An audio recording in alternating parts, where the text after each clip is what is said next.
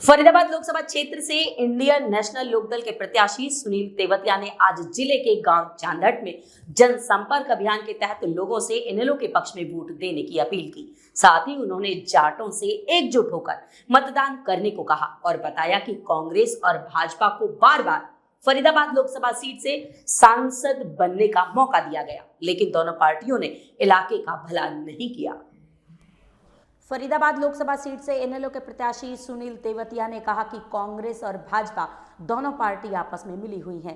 उन्होंने कहा कि इनेलो पार्टी सभी वर्गों की पार्टी है, जिसमें सभी को मान सम्मान दिया जाता है। उन्होंने कहा कि चुनाव प्रचार के दौरान लोगों का भरपूर सहयोग उन्हें मिल रहा है। लोगों ने इनेलो के पक्ष में वोट देने का मन बना लिया है। उन्होंने कहा कि लोगों के बीच में जाकर वोट की अपील कर रहे हैं और आगामी 25 मई तक उनकी पार्टी नंबर 1 के रूप में उभर कर सामने आएगी। सुनील तेवतिया ने कहा कि भाजपा की सरकार में एक भी योजना फरीदाबाद के लिए नहीं बनाई गई, जबकि केंद्र और प्रदेश दोनों जगह भाजपा की सरकार थी। फरीदाबाद लोकसभा क्षेत्र में विकास में पिछड़ गया है। पलवल जिले में कोई मेडिकल कॉलेज नहीं बनाया गया। उन्होंने कहा कि इनेलो पार्टी की सरकार आने के बाद फरीदाबाद लोकसभा क्षेत्र को शिक्षा का हब बनाया जाएगा। महिलाओं की शिक्षा पर विशेष ध्यान दिया जाएगा। शहरी एवं ग्रामीण क्षेत्र की जनता स्वास्थ्य सुविधाएं प्रदान करने के लिए मेडिकल कॉलेज खुलवाया जाएगा। युवाओं की खेलों में भागीदारी बनाने के लिए नेशनल हाईवे के नजदीक खेल स्टेडियम भी बनाया जाएगा। ऐसा है सर, हमारे पूरे इलाके में 36 बरादरी का समर्थन तेवतिया साहब के साथ, पूरा समर्थन जो है गांव का भी और एरिया है। दूसरे साथी के अभी ये कह रहे थे जाट नहीं, पूरी बरादरी ले रही है जी। बरादरी का चौधरी देवलाल ने काम किया है, पेंशन बांधी है और बिजली के बिल माफ करे। चौधरी ओम प्रकाश चौटाला जो 200-250 रुपए आ रहे हैं, पहले बहुत बिलाए करे तो चौधरी देवलाल के परिवार की है कि हमारे यहाँ एरिया में पूरी करे।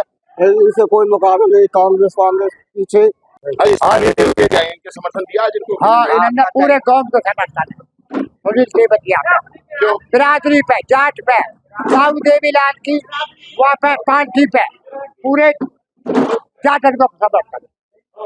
और तो कहा पूरे फरीदाबाद और परवर दो जिले को समर्थन देखो। जाट भाजपा कांग्रेस वोट नहीं करेंगे ना, कोई भी नहीं करा। जाट तो कोई करा ना, गैर जाट करो सवाल। देखिए अचानक गांव में लोगों से अपील की अपने लिए क्या कहो, किस तरह का समर्थन मिल रहा है, गांव जा रहे हो किस तरह का? देखो, हर गांव में पहले से बढ़ के ही समर्थन मिलता जा रहा है, दिन पे दिन बढ़ता जा रहा है। और मुझे उम्मीद है कि जब तक चुनाव का समय आएगा तब तक नंबर 1 पे होंगे हम, क्योंकि जितना बड़ा हमारा समाज और जो लोग मेवात से लेके पूरे 9 विधानसभा क्षेत्रों में हम गए, दिन पे दिन उनकी तादाद बढ़ती जा रही है हर प्रोग्रामों में। तो चुनाव के वक्त तक हम नंबर 1 पे होंगे और 100% चुनाव जीतेंगे। करने की अपील की आपने लोगों से? तो बिल्कुल करेंगे। पहले लोग अपने घर में बात करते हैं। जब घर में बात की तो अभय सिंह का जैसे उन्होंने मुझसे इच्छा जाहिर की, भाई इतना बड़ा परिवार है, साफ छवि का आदमी है, तो तू चुनाव लड़ा हमारी पार्टी से। तो मैंने कहा जी ठीक है। तो उन्होंने विश्वास जताया, तो फिर घर में बात की, फिर अपने गांव में बात की, फिर समाज में। यही तरीका है हमारे यहाँ, पुराने रीति रिवाज यही है कि समाज को पहले लो, फिर तभी तो दूसरे के सामने जाने में हिम्मत पड़ती है ना। कौन कौन से ऐसे मुद्दे हैं जिनको लेकर जनता के जा रहे हैं, मांग रहे हैं? देखो किस तरह से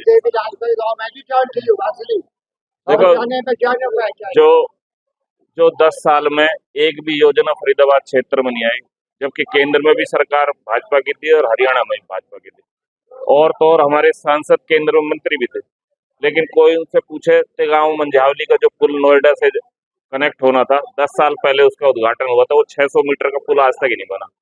एक कोई नया हॉस्पिटल बढ़िया पलवल क्षेत्र की तरफ आज तक इन्होंने नहीं कोई योजना लेकर आए। कोई गर्ल्स कॉलेज की नहीं लेकर आए, कोई मेडिकल कॉलेज की ये नहीं लेकर आए, कोई स्टेडियम ये नहीं लेकर आए।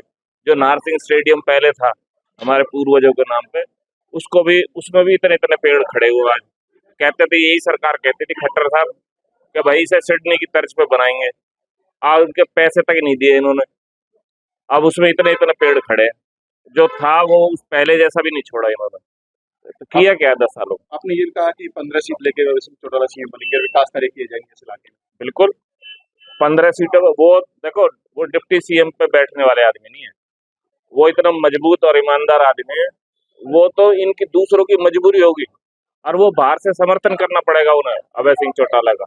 अब के जो मुखिया होगा ये तो कम से कम बता रहा हूँ मैं, लेकिन जैसे 3-4 सांसद जीतने की जहां तक बात है, अगर ऐसी बात होती है तो आप खुद ही अंदाजा लगा सकते हो कि 35-38 के करीब विधायक जीतेंगे, तो सरकार तो निश्चित तौर पे अब इनेलो की बनेगी। और अब ऐसे ही मुश्किल दूसरी तरफ पूर्व मंत्री और मौजूदा मंत्री प्रत्याशी है कांग्रेस भाजपा के, आप देखो मैं उनसे मुकाबला करने की देखो मेरी हैसियत नहीं, वो बड़े हैं 80 साल के। बड़ा परिवार है।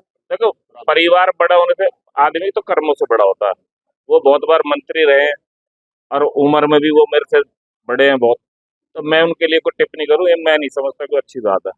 बाकी सब जानते हैं कांग्रेस की, जहां तक कांग्रेस की बात है, सबसे भ्रष्ट पार्टी है। 60 सालों में इन्होंने जितना देश का बेड़ा गर्क किया है वो किसी ने भी नहीं किया। भाजपा ने भी ऐसे किया कि एक अकेला आदमी सरकार चला रहा है हरियाणा में। अब फरीदाबाद में आप ही जाके देख लो, नहर पार अमोली के अडोर के सिवा कोई दूसरे बिल्डर का बोर्ड लगा, किसी को काम करने ही नहीं देते, बिना मांगे 15% कमीशन है। ये भाजपा के नेता और कांग्रेस के सब आपस में मिले हुए। सबक तो तैयारी हो चुकी है उसकी, अब तो बस चश्मे पे बटन दबाना बाकी रह गया। 25 तारीख को जो लिखित में ही काम हो जाएगा, चूपड़ा साहब।